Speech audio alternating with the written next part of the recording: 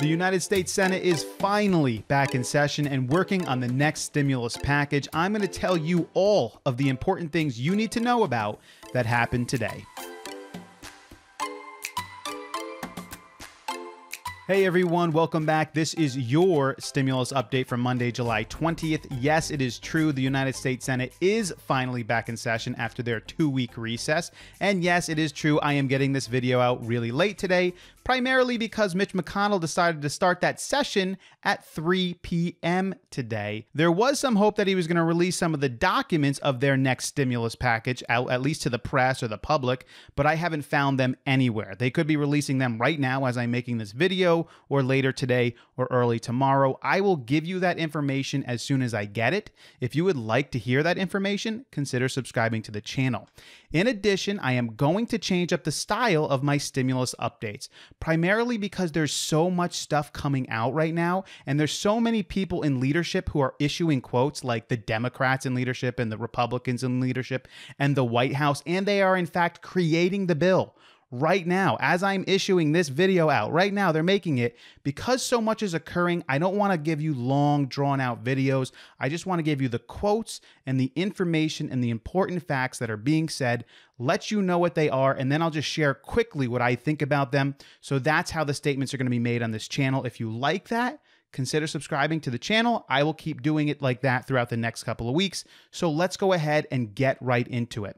The first thing, the United States Secretary of the Treasury, Steven Mnuching, said today that the Republicans view their $1 trillion bill as the starting point for negotiations. So it's likely it's not going to be a $1 trillion bill. It's going to be more than that. It's already moved up to $1.3 trillion.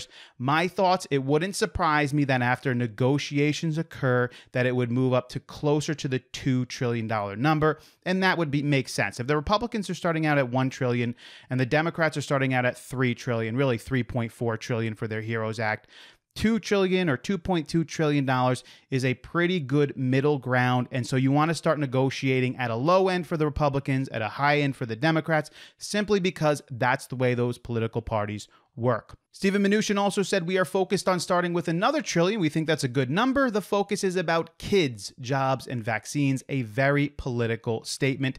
Of course, there was pushback from Nancy Pelosi. She said that they went from 0 to now 1.3 trillion. That is not enough. We need more, but we see the public evolution of their thinking, meaning she sees that they are moving higher and higher in their numbers. Also, the public opinion is not really on the side of a smaller stimulus package because people realize that the economy needs help right now in so many ways. We also saw that Steven Mnuching said that he would be meeting with the Republicans at a lunch briefing and then reaching out to Democrats to begin their discussions as well. They are committed to getting a bill done by the end of the month. Can you believe that? Steven Mnuching thinks they're going to get a bill done by the end of this month.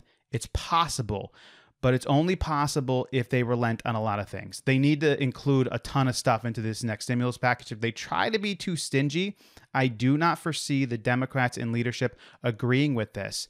I think that they're going to hold their ground and they're not going to allow them to pass another bill if they're too stingy. So they got to be careful with that. And by the way, the Senate Minority Leader Chuck Schumer told reporters that nobody has reached out from him from Republican leadership, including Mitch McConnell and Steven Mnuching. So even though they're saying it's bipartisan and they're going to talk with each other, apparently they're not really talking to each other that much.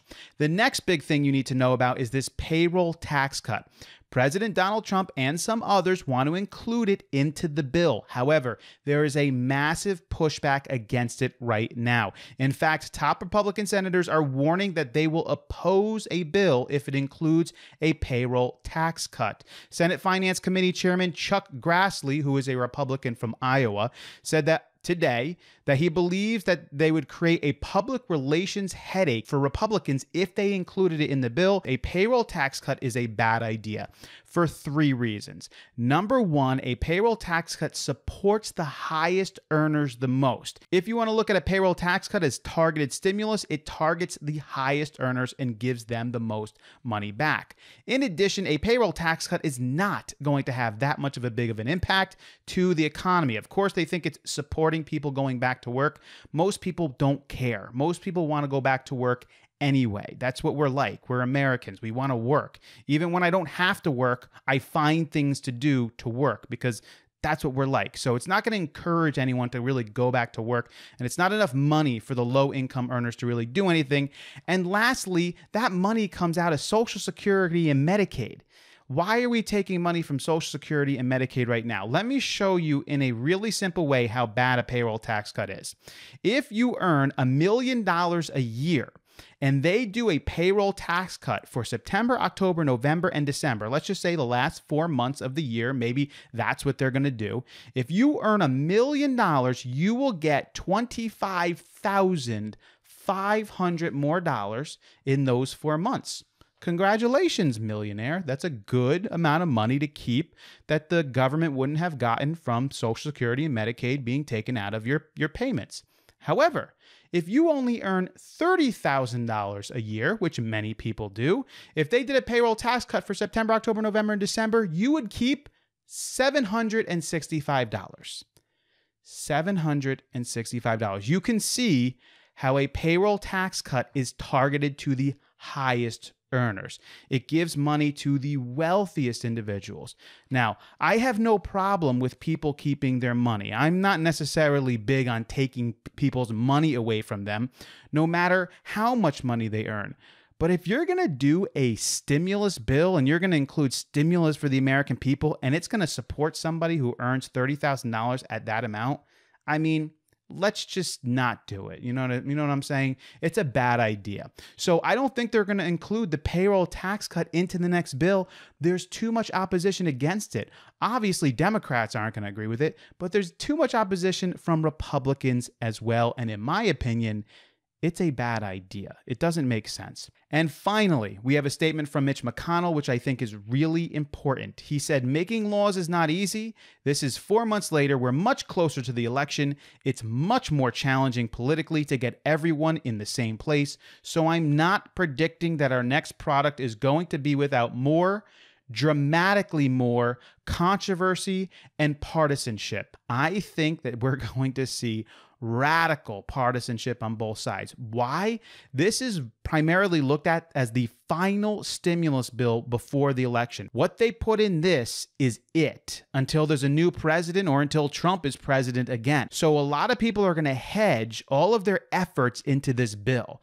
And when you see Republicans coming out at a 1 trillion number and you see Democrats coming out at a 3.4 trillion number and you see Nancy Pelosi saying, you know what, we're going to cancel our recess. We're not going to go on recess if you don't have the right stuff in there. And you see like Republican leadership sort of saying, you know, we're not going to be putting a lot of that stuff in there. We need to be conservative right now and fiscally smart and all those things. I think we're going to have a problem on our hands. I think there is one person who knows about that problem, and that person in my mind is Steven Mnuching. Whether you like him or not, I think that he is predicting that these conservative, fiscally conservative leadership in the Republican Party are going to hurt themselves if they hold too tight to that. I hope you guys found the information valuable. I am going to be a little bit more quick next time with my next video. So I'm just going to share out quick facts with you, quick statements from what the individuals in leadership are saying, and then keep you updated on what is going to be crafted into the next stimulus bill itself. If you like that, again, consider subscribing to the channel. I think you guys will find it valuable. As always, I will catch you next time.